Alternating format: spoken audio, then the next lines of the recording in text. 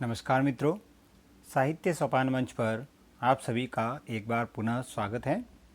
आज हम राजस्थान लोक सेवा आयोग द्वारा आयोजित कुछ ही दिन पहले प्रथम श्रेणी परीक्षा जो संस्कृत विभाग की थी उसके प्रश्न पत्र हिंदी विषय के प्रश्न पत्र को हम सरल करेंगे। तो चूँकि प्रश्नों की संख्या ज़्यादा है इसलिए हम उत्तर को ही सही बताएंगे। प्रश्न क्रमांक 1, रीतिकाल के कवियों के विषय में कौन सा कथन असंगत है? तो इसका सही उत्तर है विकल्प 2, देव को आचार्य रूप में विशेष सफलता प्राप्त नहीं हुई। यह इसका सही उत्तर माना जाएगा। फिर प्रश्न क्रमांक 2, बिहारी के विषय में कौन सा कथन सही नहीं है? तो इसका विकल्प 4 जो आया है, मिश्र बंधुओं ने इन्हें देव से बड़ा कवि माना है, ये ही यहाँ पर गलत आया हुआ है, इसलिए इसको ही सही उत्तर मानेंगे। प्रश्न क्रमांक 3, निम्नलिखित में गलत कथन है। तो इसका गलत कथन, पहला ही कथन गलत आया है। रीतिकाल के लक्षण ग्रंथ संस्कृत लक्षण ग्रंथों की छाया से पूर्णतः मुक्त है।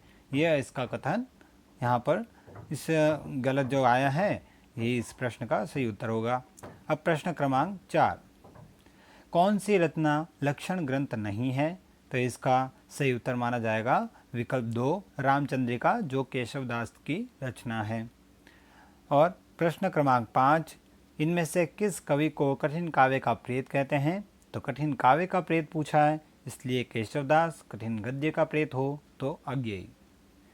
प्रश्न क्रमांक 6, किस विकल्प में रचना और रचनाकार सुमेलित नहीं है? तो इसमें प्रश्न क्रमांक विकल्प क्रमांक जो है 1 जो है सिद्धांत सार और द्विजदेव, ये यहाँ पर सही नहीं आया है। बाकी की तीनों रचनाएं और तीनों रचनाकार सुमेलित है। अब प्रश्न क्रमांक 7, भारतेंदु के विषय में कौन सा कथन सही नहीं है? तो इसका 7वें प्रश्न का विकल्प 2 जो है, इस युग के कवियों ने ब्रज भाषा की प्राचीन काव्य शैली को पूर्णतः त्याग कर नवीन शैली को अपना लिया, ये यहाँ पे गलत आया है। पूर्णतः इसको त्यागा नहीं था, इसलिए यहाँ पर ये कथन गलत है। अब प्रश्न क्रमांक 8, इनमें से कौन सा ग्रंथ भूषण रचित नहीं है? तो यहाँ पर तीसरा जो है भाषा भूषण, वो यहाँ पर ये जसवंत सिंह की रचना है, इसलिए ये यहाँ पर सही उत्तर माना जाएगा इसका। प्रश्न क्रमांक 9, द्विवेदी युग के विषय में कौन सा कथन सही नहीं है? तो इसका सही उत्तर होगा विकल्प 1, इस युग का नामकरण आचार्य हजारी प्रसाद द्विवेदी के नाम पर किया गया, जबकि हजारी प्रसाद नहीं, महावीर प्रसाद द्विवेदी के नाम के आधार पर किया गया था। अब प्रश्न क्रमांक 10, भारतेंदु हरिश्चंद्र के संबंध में असत्य कथन कौन सा है? तो इसका तीसरा कथन जो दिया गया है, उन्होंने प्राचीन की पूर्ण उपेक्षा करके नवीन का अंधानुकरण किया। तो उन्होंने तो एक सेतु का काम किया था प्राचीन और नवीन के बीच में, इसलिए दोनों को स्वीकार किया है, लेकिन दोनों को पूर्ण त्यागा भी नहीं है, दोनों को पूर्णतः अपनाया भी नहीं है, दोनों को मतलब आधा आधा स्वीकार भी किया उन्होंने। अब प्रश्न क्रमांक 11, हरिओद की कौन सी कृति उपन्यास है? तो इसमें ठेठ हिंदी का ठाठ जो है वो उपन्यास है, बाकी की तीनों रचनाएं जो है वो काव्य में लिखी गई है। 12वां प्रश्न है, इनमें से कौन सा कथन गलत है? तो इस कथन के अंदर दूसरा कथन जो है, दूसरे में उत्तर भारत में भक्ति आंदोलन का सूत्रपात कबीर की प्रेरणा से ही हुआ, ये यहाँ पर गलत आया है, क्योंकि यहाँ पर कबीर की जगह रामानंद आना चाहिए। अब प्रश्न क्रमांक 13, कौन सा कथन मैथिली शरण गुप्त के कृतित्व से मेल नहीं खा रहा है? तो यहाँ पर विकल्प 4 जो लिखा है, इनकी संख्या प्रचारित रचना, इनकी सर्वाधिक प्रचारित रचना भारत भारती 5 खंडों में विभक्त है, जबकि 5 नहीं 3 खंडों में ही विभक्त थी ये। अब प्रश्न क्रमांक 14, जायसी के पद्मावत से संबंधित कौन सा कथन सही नहीं है? तो इसका सही उत्तर होगा विकल्प 4, पद्मावत की रचना जायसी ने परिनिष्ठित साहित्यिक अवधि भाषा में की है। इसकी रचना उन्होंने परिनिष्ठित साहित्यिक अवधि भाषा में ही की है, ये गलत आया यहाँ पर, उन्होंने ठेठ साहित्यिक भाषा का प्रयोग किया था। अब प्रश्न क्रमांक 15, आलवार भक्तों संतों से संबंधित कौन सा कथन सही नहीं है? तो इसमें विकल्प 1 जो लिखा गया है, तमिल प्रदेश या आलवार भक्तों की संख्या 8 मानी जाती है, ये यहाँ पे गलत आया है, 12 है कुल। अब प्रश्न क्रमांक 16, इनमें से कौन सा कथन सही नहीं है? तो इस प्रश्न के विकल्प जो है, तीसरा जो विकल्प है वो यहाँ पर सही नहीं आया है। भ्रमर गीत सूर सारावली का सबसे मार्मिक प्रसंग है। सूर सारावली का नहीं है, वो सूर सागर का है, इसलिए यह विकल्प सही माना जाएगा इसका। अब प्रश्न क्रमांक 17, कबीर की परिचय के लेखक हैं, तो यहाँ पर इनकी परिचय के लेखक हैं अनंत दास। फिर प्रश्न क्रमांक 18, रचना और रत्नाकारों की दृष्टि से कौन सा कथन, कौन सा विकल्प सुमेलित नहीं है? तो यहाँ पर चौथा विकल्प जो लिखा है मधुमालती कुतुबन, वहाँ पर कुतुबन की जगह मंजन आना चाहिए, इसलिए यह विकल्प सही नहीं है। अब प्रश्न क्रमांक 19, इनमें सगुण निर्गुण उपासना विषय कौन सा कथन सही नहीं है? तो यहाँ पर विकल्प 1 ही यहाँ पर गलत आया है। सगुण निर्गुण दोनों ही उपासक सत्संग, गुरु महिमा तथा स्मरण के साथ ही तीर्थाटन को भी भक्ति का आवश्यक अंग मानते हैं। तो तीर्थाटन निर्गुण कवियों ने तो स्वीकार ही नहीं किया था, इसलिए इसका उत्तर यही है। अब प्रश्न क्रमांक 20, कृष्ण भक्ति धारा में पुष्टि मार्ग का जहाज किसे कहा गया है? तो सूरदास जी को कहा था और विठल नाथ जी ने ही कहा था इनको, इनके निधन पर। अब प्रश्न क्रमांक 21, किस विकल्प की सभी रचनाएं महाकवि देव की है? तो यहाँ पर विकल्प 4 जो लिखा है भाव विलास, अष्टयाम और काव्य रसान, ये तीनों ही रचनाएं इनकी देव की मानी जाती हैं। अब प्रश्न क्रमांक 22, कवि कुल कंठाभरण ग्रंथ के रचयिता हैं? तो विकल्प 4 जो लिखा है दुलह, ये इनके रचनाकार माने जाते हैं। अब प्रश्न क्रमांक 23, सूफी काव्य से संबंधित कौन सा कथन सही नहीं है? तो इसका विकल्प 1 जो है वो सूफी काव्य रचना में सर्वप्रथम गुरु की वंदना की जाती है, फिर परमात्मा और पैगंबर का स्मरण करते हैं। ये यहाँ पर क्रम उल्टा आया है, विपरीत आया है। सबसे पहले पैगंबर, फिर उसके बाद में गुरु, फिर साहेब वक्त, फिर उस कवि के बारे में वह अपनी रचना वह लिखता है। तो यहाँ पर ये चीज़ गलत आया है। अब प्रश्न क्रमांक 24, यदि हम आचार्यत्व और कवित्व दोनों के एक अनूठे संयोग की दृष्टि से विचार करते हैं तो मतीराम, श्रीपति और दास ये कुछ 20 ही ठहरते हैं। आचार्य रामचंद्र शुक्ल का यह कथन किसके लिए है? तो यह है प्रताप शाही के लिए। फिर प्रश्न क्रमांक 25, इन रचनाओं को रत्नाकारों के साथ में सुमेलित करते हुए सही विकल्प का चयन कीजिए। तो 25 का प्रश्न उत्तर, इसका 25वें प्रश्न का उत्तर होगा विकल्प 2, 4, 1, 2, 3, इसमें यह विकल्प सही मिलाया गया है। प्रश्न क्रमांक 26, शंकराचार्य के बाद इतना प्रभावशाली और इतना महिमान्वित भारतवर्ष में दूसरा नहीं हुआ। भक्ति आंदोलन से पूर्व सबसे शक्तिशाली आंदोलन गोरखनाथ का भक्ति मार्ग ही था। गोरख के बारे में उक्त विचार किस विद्वान के हैं? तो यह जो है इसका सही उत्तर मानेंगे डॉक्टर हजारी प्रसाद द्विवेदी। अब प्रश्न क्रमांक 27, इन रचनाकारों को रत्नाकारों के साथ में सुमेलित करते हुए सही विकल्प का चयन कीजिए। तो इसमें विकल्प 2 जो है वो यहाँ पर सही आया है, 3, 1, 2 और 4।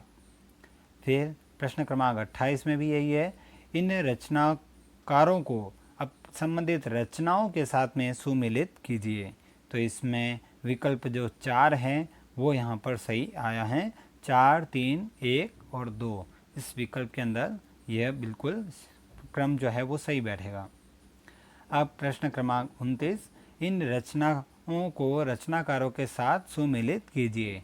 तो इसका विकल्प जो है 1 जो है वो 2, 1, 4, 3, यह विकल्प बिल्कुल इसका सही है। अब प्रश्न क्रमांक 30, इनमें से कौन सा कथन सही नहीं है? तो इसका सही उत्तर जो मानेंगे हम, ध्रुव स्वामिनी नाटक में प्रकारांतर से नारी अधिकारों की आवाज़ बुलंद की गई है, यह विकल्प यहाँ पर इसका सही उत्तर आएगा, जो कि यहाँ पर सही नहीं लिखा गया है। अब प्रश्न क्रमांक 31, इन रचनाओं को संबंधित रचनाकारों के साथ सुमेलित करते हुए सही विकल्प का चयन कीजिए। तो यहाँ पर विकल्प 4 जो लिखा गया है 3, 1, 2, 4 यही इसका सही उत्तर माना जाएगा। फिर प्रश्न क्रमांक 32, निम्नलिखित रचनाओं को संबंधित विधाओं के साथ सुमेलित करते हुए सही विकल्प का चयन कीजिए। तो यहाँ पर विकल्प इसका दूसरा जो है 4, 3, 1, 2 यह इसका सही उत्तर माना जाएगा। अब प्रश्न क्रमांक 33,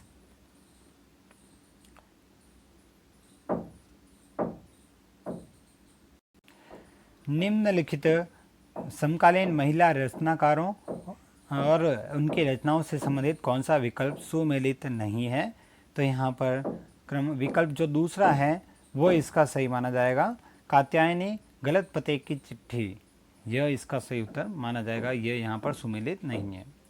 अब प्रश्न क्रमांक 34, प्रकाशन वर्ष की दृष्टि से दिनकर की इन काव्य कृतियों का सही क्रम किस विकल्प में है। तो यहाँ पर तीसरा विकल्प जो है रेणुका, सामधेनी, रश्मिरथी और उर्वशी, ये सही क्रम आया है। अब प्रश्न क्रमांक 35, प्रकाशन वर्ष की दृष्टि से पंत की निम्नलिखित रचनाओं का सही क्रम किस विकल्प में दिया गया है। तो यहाँ पर विकल्प दूसरा जो है ग्रंथि, युगवाणी, स्वर्ण किरण और चिदम्बरा, यह इसका सही उत्तर है।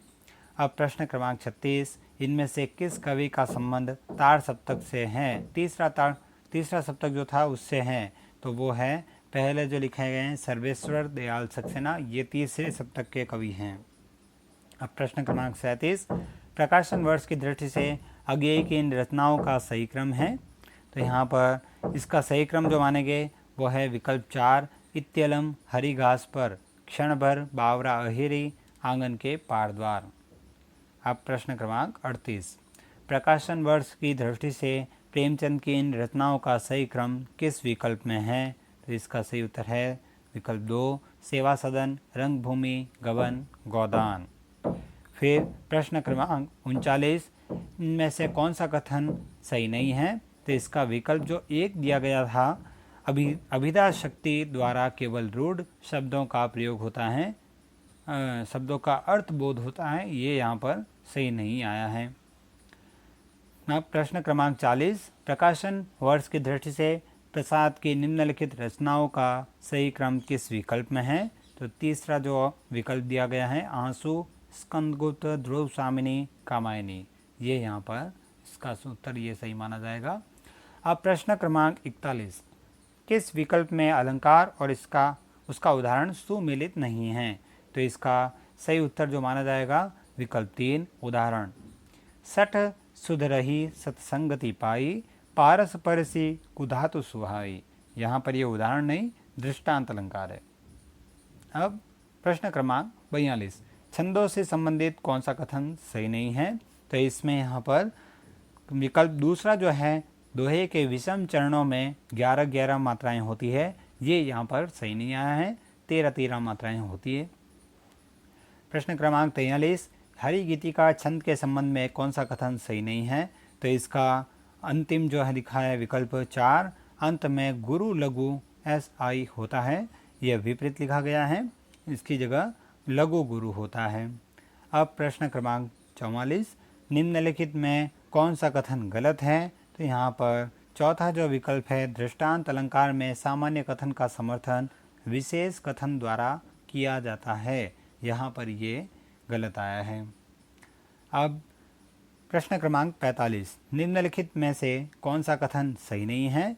तो यहाँ पर तीसरा कथन जो आया है, जिन क्रियाओं से आलंबन के हृदय में जागृत भावों का साक्षात्कार होता है वह व्यापार अनुभाव कहलाता है। फिर विकल्प प्रश्न क्रमांक 46, इनमें से कौन सा कथन गलत है। तो यहाँ पर पहला विकल्प ही गलत आया है, प्रलय सात्विक से तात्पर्य शरीर का कंपायमान होना, प्रलय से तात्पर्य तो बेहोश या मूर्छा होती है, और शरीर का कंपायमान होना ये वैपतु का होता है। अब प्रश्न क्रमांक 47, काव्य गुण के विषय में गलत कथन है। तो यहाँ पर दूसरा विकल्प जो दिया गया है, आचार्य भरत ने गुणों की संख्या 8 मानी है, जबकि 8 नहीं मानी, 10 मानी थी। अब प्रश्न क्रमांक 48, काव्यम यशसे अर्थकृते व्यवहार विदे शिवेतर क्षयतये, काव्य प्रयोजन विषय को उपयुक्त कथन किस आचार्य का है। तो यहाँ पर ये उत्तर होगा आचार्य मम्मट। 49वां प्रश्न, रस विषय कौन सा कथन सही नहीं है? तो यहाँ पर चौथा जो कथन है, करुण रस का उल्लेख नाट्यशास्त्र में नहीं है। तो जो 8 रस थे उनमें करुण रस का भी उल्लेख था। प्रश्न क्रमांक 50, रमणीयार्थ प्रतिपादकः शब्द काव्यम, काव्य लक्षण से संबंधित उक्त कथन किस विद्वान का है? तो यह दोहराया गया प्रश्न, इसका उत्तर होगा पंडित राज जगन्नाथ। प्रश्न क्रमांक 51, भरत मुनि ने रस निष्पत्ति विषयक सूत्र के प्रथम व्याख्याता कौन थे? तो यहाँ पर आएगा भट्ट लोलट। अब प्रश्न क्रमांक 52, इनमें वक्रोक्ति विषयक कौन सा कथन सही नहीं है? तो तीसरा कथन जो दिया गया है, आचार्य कुंतक ने वक्रोक्ति के प्रमुख भेद 8 माने हैं, यह यहाँ पर सही नहीं आया है, इसलिए यह उत्तर सही माना जाएगा। प्रश्न क्रमांक 53, रस निष्पत्ति और साधारणीकरण से संबंधित कौन सा कथन सही नहीं है? इसका विकल्प 1 जो है, साधारणीकरण का सिद्धांत वस्तुतः भट्ट लोलट की देन है, ये सही नहीं है, वो भट्टनायक की देन था। अब प्रश्न क्रमांक 54, इनमें ध्वनि विषयक गलत कथन कौन सा है? तो यहाँ पर इसका सही उत्तर है विकल्प 4, आचार्यों ने ध्वनि काव्य के 2 प्रमुख भेद माने हैं, लक्षणामूला और व्यंजनामूला। ये यहाँ पे गलत आया है, अभिधामूला और लक्षणामूला था इसकी जगह। अब प्रश्न क्रमांक 55, लोजाइनस के उदात्त तत्व की दृष्टि से कौन सा कथन गलत है?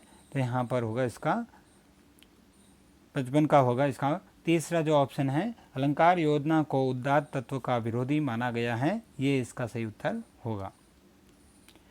प्रश्न क्रमांक 56, मार्क्सवाद से संबंधित कौन सा कथन सही नहीं है? तो इसमें इसका सही उत्तर होगा विकल्प 4, मार्क्सवाद के अनुसार समाज में कला का स्थान पहले है और श्रम का बाद में। अब विकल्प 57, अनुकरण सिद्धांत की दृष्टि से कौन सा कथन सही नहीं है? तो इसका विकल्प 2 जो है, अरस्तु शुद्ध प्रतिकृति को मानते हैं, भावनामय और कल्पनामय अनुकरण को नहीं, ये इसका सही उत्तर होगा। अब प्रश्न क्रमांक 58, यहाँ से मनोविज्ञान है। तो शिक्षा मनोविज्ञान व्यावहारिक रूप है, तो इसका सही उत्तर जो होगा वो होगा मनोविज्ञान का। फिर प्रश्न है, स्टैनले हॉल ने किस पुस्तक में किशोरावस्था का विस्तृत खाका खींचा है? तो नाम से ही पता चल रहा है, एंडोलसेंस किशोरावस्था। फिर उसके बाद प्रश्न क्रमांक 60, इनमें से कौन सा कथन सही नहीं है? तो इसका विकल्प 1 जो है, प्रत्यक्षीकरण की प्रक्रिया द्वारा हम अपने चारों ओर के संसार की प्रथम सूचना प्राप्त करते हैं, यही विकल्प इसका उत्तर है। प्रश्न क्रमांक 61, मनोविज्ञान को व्यवहार का विज्ञान मानने वाले मनोविज्ञान हैं, व्यवहारवादी जो थे वो थे वॉटसन, इसलिए ये इनका सही उत्तर है। अब प्रश्न क्रमांक 62, कौन सा कथन टॉमी फुसनोट द्वारा निर्धारित रचनावाद के सिद्धांतों पर आधारित नहीं है? तो इसका सही उत्तर होगा विकल्प 4, रचनावाद में अध्यापक की भूमिका ज्ञान के प्रेषक के रूप में होती है। अब प्रश्न क्रमांक 63, मानसिक रूप से स्वस्थ व्यक्ति की विशेषता कौन सी नहीं है? तो इसका विकल्प 3 होगा, सामंजस्य की योग्यता का अभाव। अब प्रश्न क्रमांक 64, जीन पियाजे की संज्ञानात्मक विकास अवस्था में मूर्त क्रिया अवस्था मानी गई है, तो वह है 7 से 11 वर्ष तक की। पियाजे के अनुसार मानसिक विकास को प्रभावित करने वाले घटकों में शामिल कौन सा नहीं है? तो यहाँ पर 3 जो तत्व लिखा है, सामाजिक अंतःक्रिया, ये नहीं है इसमें घटक। अब प्रश्न क्रमांक 66, वैज्ञानिक परीक्षा प्रशिक्षण प्रतिमान का मुख्य उद्देश्य है?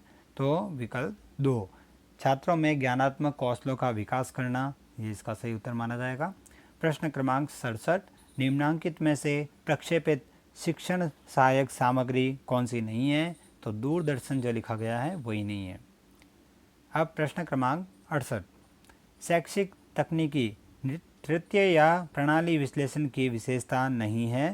तो इसका सही उत्तर माना जाएगा विकल्प 3, यह सीखने तथा शिक्षण के सिद्धांतों से संबंधित है, ये इसका सही उत्तर माना जाएगा। फिर इसके बाद में प्रश्न क्रमांक 69, निम्न में से संप्रेषण की विशेषता कौन सी नहीं है? विकल्प 4 इसका सही उत्तर माना जाएगा, संप्रेषण सदैव गत्यात्मक प्रक्रिया नहीं होती है। अब प्रश्न क्रमांक 70, भाषा शिक्षण में लेखन कौशल के विकास में सबसे अधिक सहायक कौन सा है? तो विकल्प 2 जो है वर्ड प्रोसेसिंग कार्यक्रम, यह इसका सही उत्तर है। अब प्रश्न क्रमांक 71, हिंदी शिक्षण में पूरक पुस्तकें निम्न में से किस उद्देश्य की पूर्ति में सहायक नहीं है? यहाँ पर इसका सही उत्तर होगा विकल्प 2 स्थूल अध्ययन, व्यापक अध्ययन जो होता है वो। अब प्रश्न क्रमांक 72, शिक्षण प्रतिमान का कौन सा तत्व विषय वस्तु के प्रस्तुतिकरण से संबंधित है? तो इसका सही उत्तर होगा संरचना, विकल्प 3। फिर प्रश्न क्रमांक 73, एक परिस्थिति में सीखा हुआ काम दूसरी परिस्थिति में उसी प्रकार करना, यह कथन सीखने के किस नियम पर आधारित है? तो संबंधित परिवर्तन का नियम जो है इस पर यह आधारित माना जाएगा। अब प्रश्न क्रमांक 74, निम्नांकित में से कौन सा विकल्प अभिक्रमित अनुदेशन से संबंधित नहीं है? तो इसका सही उत्तर होगा विकल्प 4, शाखीय अभिक्रमित अनुदेशन की अपेक्षा रेखीय अभिक्रमित अनुदेशन अधिक प्रभावकारी है। अब प्रश्न क्रमांक 75, बुद्धि का कौन सा सिद्धांत उद्दीपक प्रतिक्रिया सिद्धांत पर आधारित है? तो इसका सही उत्तर होगा बहुखंड का सिद्धांत, यही यहाँ पर इसका सही उत्तर माना जाएगा।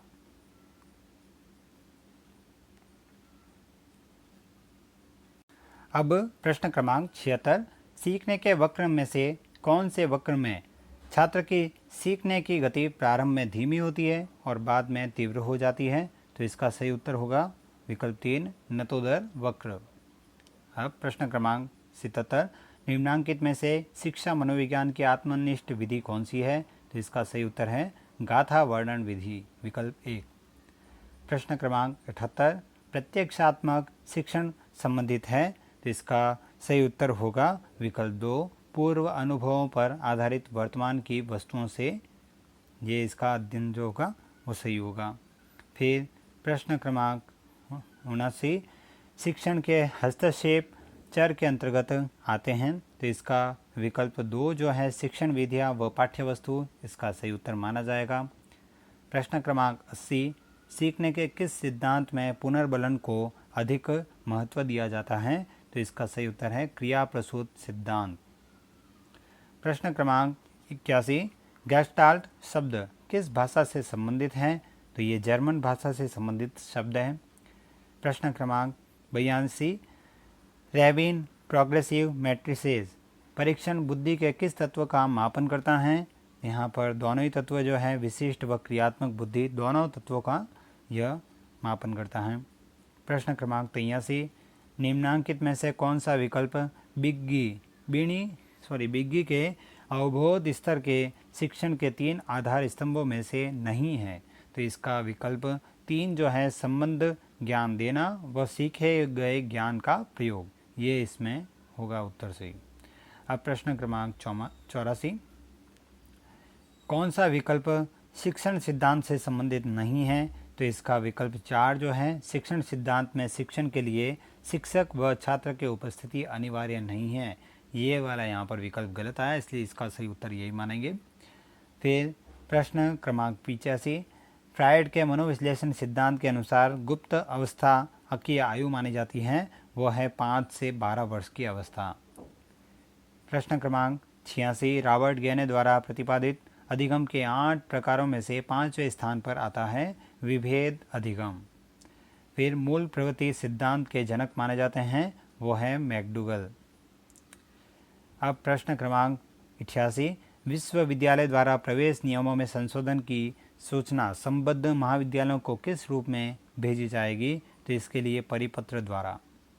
शब्दकोश की दृष्टि से शब्दों का सही क्रम किस विकल्प में है? तो विकल्प 1 जो दिया गया है उरीण, ऋषि, ग्रीष्म, ज्ञान, ये इसका सही उत्तर होगा।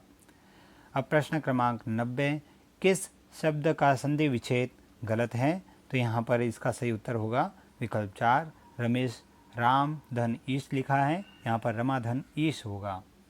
फिर प्रश्न क्रमांक 91, अर्धशासकीय पत्र से संबंधित कौन सा कथन सही नहीं है? तो इसमें जो दूसरा जो लिखा है, पत्र की समाप्ति पर भवदीय, भवनिष्ठ आदि किसी भी शब्द का प्रयोग नहीं होता है, यह यहाँ पर आएगा। फिर इसके बाद में प्रश्न क्रमांक 92, इनमें से कौन सा समास विग्रह सही नहीं है? तो इसका सही उत्तर होगा विकल्प 2, राष्ट्रभक्ति, राष्ट्र की भक्ति, जबकि यहाँ पर सही उत्तर होता राष्ट्र के लिए भक्ति। प्रश्न क्रमांक 93, इनमें कौन सा सामासिक पद गलत है? तो यहाँ पर भी ये समास सही है और इसका सही उत्तर होगा विकल्प 4, जीवन पर्यंत और आजन्म लिखा है, जबकि यहाँ पर जीवन पर्यंत का जन्म भर हो सकता, आजन्म हो सकता था, लेकिन यहाँ पर आजन्म आया, वो तो जन्म से होता है इसलिए। अब प्रश्न क्रमांक 94, किस शब्द में वी उपसर्ग है? तो इसका सही उत्तर होगा व्यतीत, वी धन अतीत होता है, इसलिए यहाँ पर ये तीसरा विकल्प सही है इसका। किस शब्द में इन प्रत्यय लगा है? तो विकल्प 2 जो है ग्रामीण, यहाँ पर इन प्रत्यय लगा है। फिर किस शब्द में एरा प्रत्यय नहीं है? तो यहाँ पर सवेरा जो शब्द है उसी में नहीं है। प्रश्न क्रमांक 97, इनमें कौन सा संधि शब्द सही नहीं है? तो यहाँ पर सही उत्तर होगा इसका 97 का विकल्प 4, चित धन आकाश, चिदाकाश। अब प्रश्न क्रमांक 98, कौन सा शब्द अनेकार्थी शब्द गुरु से संबद्ध नहीं है? तो यहाँ पर इसका उत्तर होगा पृथ्वी, पृथ्वी। प्रश्न क्रमांक 99, इनमें कौन सा विलोम युग्म सही नहीं है? तो यहाँ पर पहला ही विकल्प आया इसका रहित और भी रहित, जबकि होता है रहित का सहित। अब प्रश्न क्रमांक 100, कौन सा विलोम युग्म सही नहीं है? तो विकल्प 4 जो है संगठन सही है, मतलब संगठन और विघटन ये दोनों ही सही है, बाकी तीनों में गलतियां हैं। प्रश्न क्रमांक 101, इनमें से किस शब्द युग्म का अर्थभेद सुमेलित नहीं है? तो विकल्प 3 जो है कटिबद्ध, कटिबंध और कटिबद्ध, तैयार और कमरबंद, ये दोनों ही विपरीत आए हैं एक दूसरे के, इसलिए यहाँ पर ये सही होगा।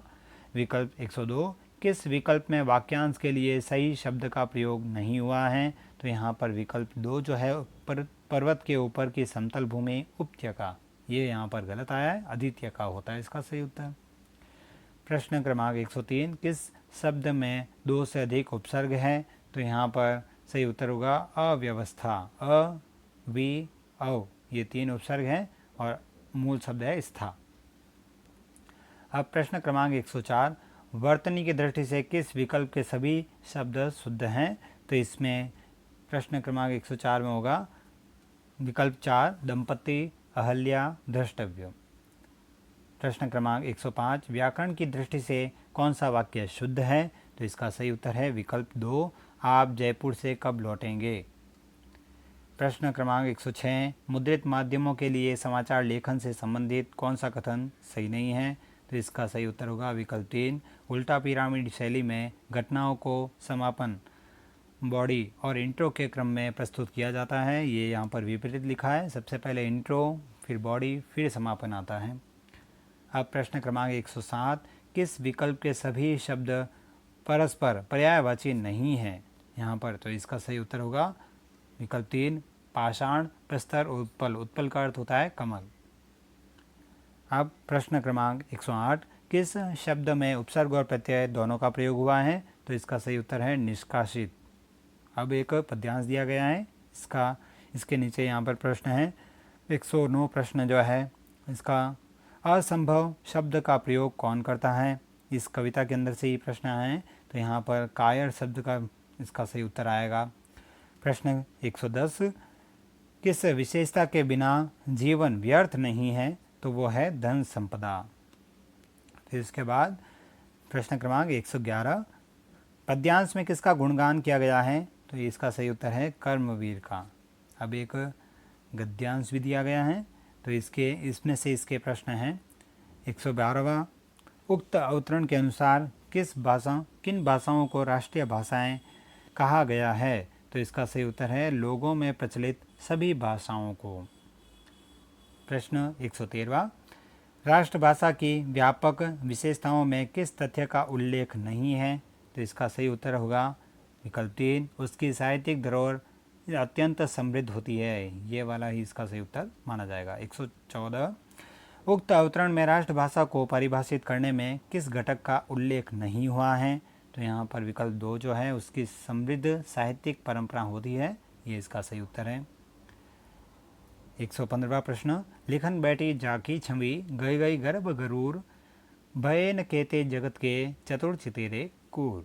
सृजन में संकलित इस दोहे के आधार पर बताइए कि चतुर चित्रकारों को भी मूड क्यों बनना पड़ा। तो इसका सही उत्तर है यहाँ पर नायिका का सौंदर्य प्रतिक्षण बदलते जाने के कारण उसका यथार्थ चित्रांकन संभव नहीं, ये इसका सही उत्तर है। अब प्रश्न क्रमांक 116, अनाथ विधवा द्वारा सिली हुई कमीज मजदूरी और प्रेम पाठ के संदर्भ में को लेखक ने किस रूप में प्रस्तुत किया। तो यहाँ पर इसका सही उत्तर होगा आत्मा के वस्त्र के रूप में। निम्न इनमें से कौन सा विचार सृजन में संकलित मैं और मैं नामक निबंध में प्रतिपादित नहीं किया गया है। तो इसका सही उत्तर होगा विकल्प 1 जो दिया गया है, मनुष्य का प्राथमिक कर्तव्य है वह स्वयं से पहले दूसरों के विषय में सोचे, ये यहाँ पर नहीं आया है। प्रश्न क्रमांक 118, बात सीधी थी पर एक बार भाषा के चक्कर में जरा टेढ़ी फंस गई। सृजन में संकलित इस काव्यांश का काव्य भावार्थ है। तो इसका सही उत्तर मानेंगे विकल्प 4, जटिल शब्द प्रयोग से सीधी बात भी उलझकर अग्राह्य बन जाती है। प्रश्न क्रमांक 119, मानस का हंस किसके जीवन पर आधारित उपन्यास है। तो विकल्प 2 इसका सही उत्तर मानेंगे गोस्वामी तुलसीदास। फिर 120 जो प्रश्न है, नाथ बैरू कीजे ताही सो बुद्धिबल सकिय जीत जा ही सो तुम ही रघुपति अंतर कैसा खलु और खाली जगह दी है और जैसा। सरयू में संकलित उक्त काव्यांश में मंदोदरी ने राम रावण की उपमा किससे दी है। तो राम की उपमा तो सूर्य से और रावण की उपमा जुगनू से दी है। अब प्रश्न क्रमांक 121, पीयूष प्रवाह में संकलित सत्य के प्रयोग नामक आत्मकथा के विभिन्न अंशों के विषय में कौन सा कथन सही नहीं है। तो इसका विकल्प 4 जो दिया गया है, शांति निकेतन शीर्षक अंश में शांति स्थापना पर बल दिया गया है, ये यहाँ पर सही नहीं आया है। अब प्रश्न क्रमांक 122, किरण धेनवे सरयू में संकलित कविता में ग्वालिन किसे कहा गया है। तो ये इसका सही उत्तर होगा वसुधा। प्रश्न क्रमांक 123, सरयू में संकलित इन रचनाओं से संबंधित कौन सा विकल्प सुमेलित नहीं है। तो यहाँ पर दूसरा विकल्प जो है, गुल्ली डंडा इस कहानी में कथानायक और गया दोनों समान पद प्रतिष्ठा वाले पात्र हैं। तो यहाँ पर ये गलत लिखा गया है। अब प्रश्न क्रमांक 144, प्रेम मार्ग का ऐसा प्रवीण और धीर पथिक तथा जमा अदानी का ऐसा दावा रखने वाला ब्रज भाषा का दूसरा कवि नहीं हुआ। गणानंद के संबंध में सरयू से उद्धृत यह कथन किस विद्वान का है। तो यहाँ पर ये कथन है हजार्य प्रसाद द्विवेदी का। प्रश्न क्रमांक 125 का, मंदाकिनी में संकलित पाठ हमारी पुण्यभूमि और उसका गौरवमय अतीत किस महापुरुष के भाषण का अंश है। तो यह है स्वामी विवेकानंद के भाषण का अंश। डॉक्टर राम कुमार वर्मा से बातचीत मंदाकिनी में संकलित पाठ के आधार पर बताइए कि राम कुमार वर्मा को गद्य गीत लिखने की प्रेरणा कहाँ से मिली। तो यह है कश्मीर की प्राकृतिक शोभा से। अब प्रश्न क्रमांक 127, इनमें से कौन सा कथन भक्ति आंदोलन और तुलसीदास सरयू में संकलित पाठ में स्थापित मान्यताओं से मेल नहीं खा रहा है। तो ये यहाँ पर इसका जो पहला कथन है जो लिखा गया है, भक्ति साहित्य का उद्भव मुस्लिम पराधीनता जन्य निराशा से हुआ, ये यहाँ पर सही नहीं है। उसके बाद में प्रश्न क्रमांक 128, काग के भाग बड़े सजनी और माखन रोटी प्रज्ञा प्रवाह में संकलित रस खान द्वारा रचित इस काव्यांश में काग के भाग्य की सराहना क्यों की गई है। तो इसका सही उत्तर माना जाएगा श्री कृष्ण के हाथ का स्पर्श कर लेने के कारण। प्रश्न 129, निम्नलिखित में दुष्यंत कुमार का गजल संग्रह है साय में धूप। फिर मित्रता प्रज्ञा प्रवाह में संकलित नामक निबंध में विश्वास पात्र मित्र की उपमा किससे दी गई है। तो वो है औषध से। कांपती उंगलियों में कसकर पकड़ा हुआ अखबार और आंखों में बाण बिद्ध क्रौच युगल की मुख पीड़ा थी। यह गद्यांश मंदाकिनी के किस पाठ से उद्धृत है। तो ये निर्वासित नाम की कहानी है सूर्यबाला की, उससे ये लिया गया है। इसके बाद में प्रश्न क्रमांक 132, प्रज्ञा प्रवाह में संकलित निराला भाई संस्मरण के आधार पर बताइए कि इनमें से कौन सी विशेषता निराला के व्यक्तित्व से मेल नहीं खाती। तो इसका सही उत्तर होगा विकल्प 3, उनका जीवन बहुत व्यवस्थित था, जबकि व्यवस्थित नहीं था, उनका तो अव्यवस्थित था। प्रश्न क्रमांक 133, बड़े घर की बेटियां ऐसी ही होती हैं, बिगड़ता हुआ काम बना लेती है। बड़े घर की बेटी कहानी में यह कथन किसका है? तो ये कथन है बेनी माधव सिंह का। प्रश्न 134, प्रज्ञा प्रवाह में संकलित हार की जीत में बाबा भारती डाकू खड़क सिंह को घोड़ा छीन लेने की बात किसी को बताने के लिए क्यों मना करता है? तो इसका सही उत्तर है गरीब अपाहिजों पर इससे विश्वास उठ जाने के भय से। फिर प्रश्न क्रमांक 135, आयोग घोष बड़ो व्यापारी अपरा से उद्धृत इस काव्य पंक्ति में घोष शब्द का सही अर्थ है? तो इसका सही अर्थ है अहीरों की बस्ती। दूध दही छाछ का व्यवसाय करने वाली बस्ती को अहीरों की बस्ती कहते हैं। प्रश्न 136, अपरा में संकलित द्रुत जरो कविता में कवि क्या कामना करता है? तो यहाँ पर इसका विकल्प एक ही सही है, आशापूर्ण नवयुग के आगमन की। 137वां प्रश्न, शुभ सांत्वना है शोक में ये वे और औषधि रोग में। अपरा से उद्धृत इस काव्य पंक्ति में सांत्वना और औषधि शब्द किसके लिए प्रयुक्त हुए हैं? तो यहाँ पर ये पत्नी के लिए ये शब्द प्रयुक्त हुए हैं। यह मैथिली शरण गुप्त के भारत भारती वाला अंश जो है उससे लिया गया है। प्रश्न क्रमांक 138, इनमें से कौन सी कहानी रूपक शैली में लिखी गई है? तो यहाँ पर दूसरा जो विकल्प है देशभक्त कहानी पांडे बेचन शर्मा उग्र की, उनके ये वाली कहानी जो है वो है रूपक शैली में। प्रश्न 139वां, अपरा में संकलित नशा कहानी का व्यंग्य विषय क्या है? तो कतनी और करनी की विसंगति, ये इसका सही उत्तर माना जाएगा। प्रश्न 140वां, आलोक में संकलित रचना स्वातंत्र्य उपासक महाराणा प्रताप के आधार पर बताइए कि अब्दुल रहीम खान खाना प्रताप से युद्ध लड़े बिना ही मेवाड़ क्यों लौट गया था? तो इसका सही उत्तर है विकल्प 3, प्रताप के चरित्र की महानता से प्रभावित होकर। अब प्रश्न 141, अपरा में संकलित किस गद्य रचना में मानवेतर, मानव से इतर मतलब अलग, जीवों का सजीव चित्रण हुआ है? तो वो है निक्की, रोजी और रानी।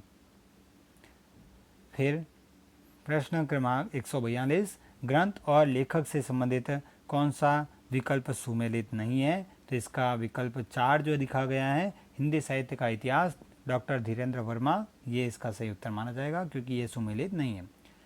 प्रश्न 143, रीतिकाल के कवियों के परिचय लिखने में मैंने प्रायः मिश्र बंधु विनोद से ही विवरण लिए हैं, यह कथन किनका है? तो यह है आचार्य रामचंद्र शुक्ल का। अब प्रश्न 144वां, यदि मुझ में हास्य की प्रवृत्ति न होती तो मैंने कभी का आत्मघात कर लिया होता। आलोक में संकलित गांधी जी के आधार पर बताइए कि गांधी जी ने यह बात किससे कही थी? तो ये एक विलायती संवाददाता से ये बात कही थी उन्होंने। प्रश्न 145वां, हिंदी साहित्य के इतिहास का काल विभाजन करने वाले प्रथम इतिहासकार थे जॉर्ज अब्राहम ग्रियर्सन। फिर प्रश्न 146वां, इनमें से कौन सा तथ्य सही नहीं है? तो यहाँ पर तीसरा जो कथन दिया गया है वर्ण रत्नाकर में काव्य शास्त्रीय तत्वों का विवेचन है, ये यहाँ पे सही नहीं दिया गया है। अब प्रश्न क्रमांक 147, हिंदी साहित्य इतिहास से संबंधित किस ग्रंथ में 693 ईस्वी से 1693 ईस्वी तक की कालावधि को ही समाहित किया गया है? तो यहाँ पर ये इसका सही उत्तर होगा हिंदी साहित्य का आलोचनात्मक इतिहास। फिर प्रश्न है 148, इनमें से कौन सा कथन सही नहीं है? तो इसका विकल्प 3 जो दिया गया है नाथ सिद्धों की वाम मार्गी भोग प्रधान योग साधना के पक्षधर थे, ये यहाँ पर सही नहीं आया है। प्रश्न 149वां, राहुल साकृत्यायन ने हिंदी का प्रथम कवि किसे माना है? तो सरहपा और सरहपा जो है उनको माना है इन्होंने। फिर प्रश्न अंतिम प्रश्न जो है निम्नलिखित रचनाओं और रत्नाकारों को सुमेलित कीजिए। तो इसका विकल्प 4 जो है वो सही विकल्प आया है, 4, 1, 2 और 3। तो इस प्रकार इसकी ये उत्तर कुंजी बिल्कुल सही है। और जाने से पहले इस चैनल को इस वीडियो को लाइक, कमेंट और साथ ही इस चैनल को सब्सक्राइब करें ताकि आने वाले वीडियो की अपडेट आपको मिलती रहे। धन्यवाद।